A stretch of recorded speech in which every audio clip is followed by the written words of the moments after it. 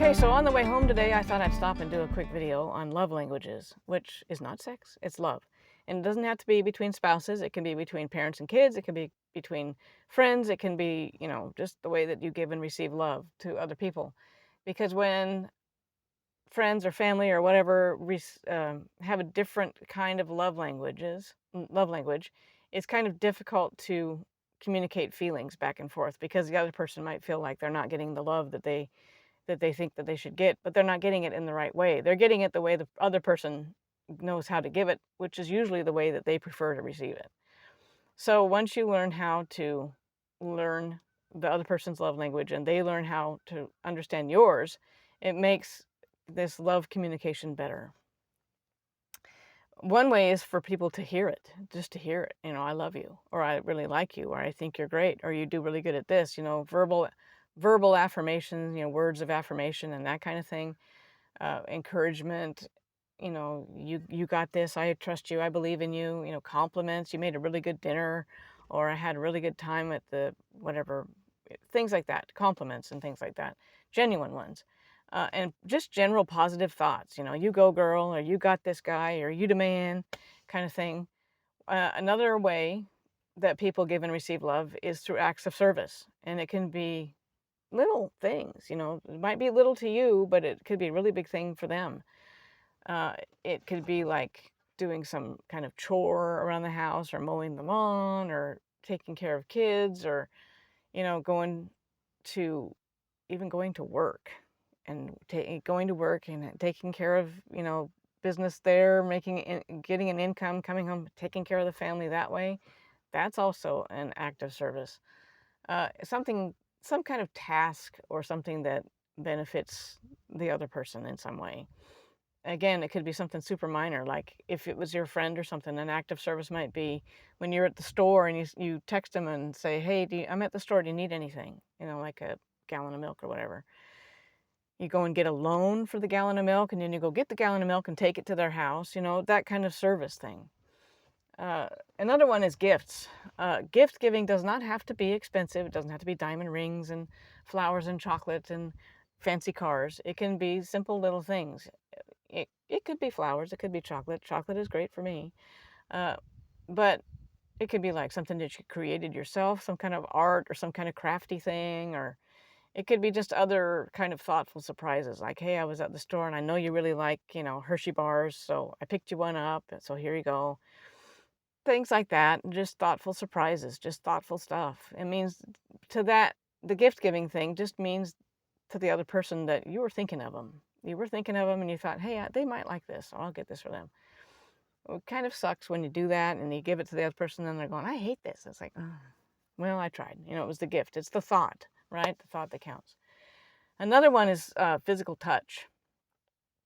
And that doesn't have to, again, it's not about sex. Get that through your head. It's not about sex.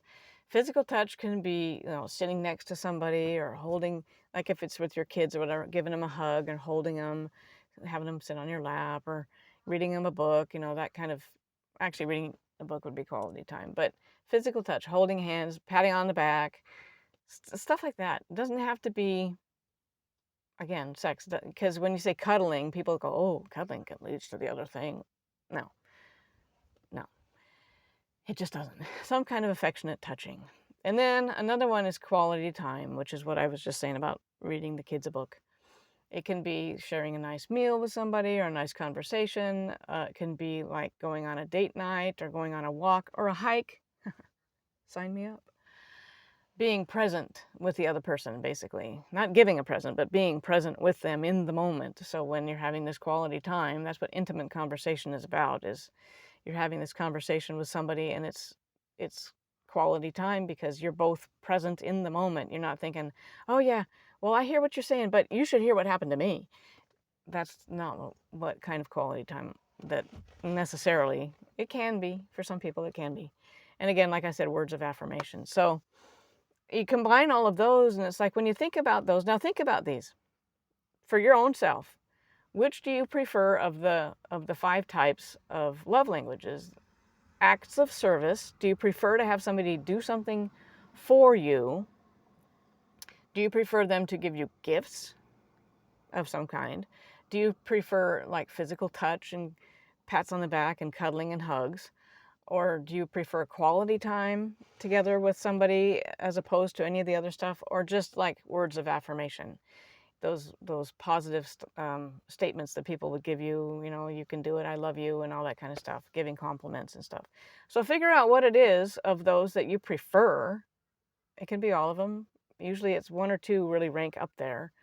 It's okay to have a couple, but that's usually people say, okay, I like this one and I like this one pretty equal.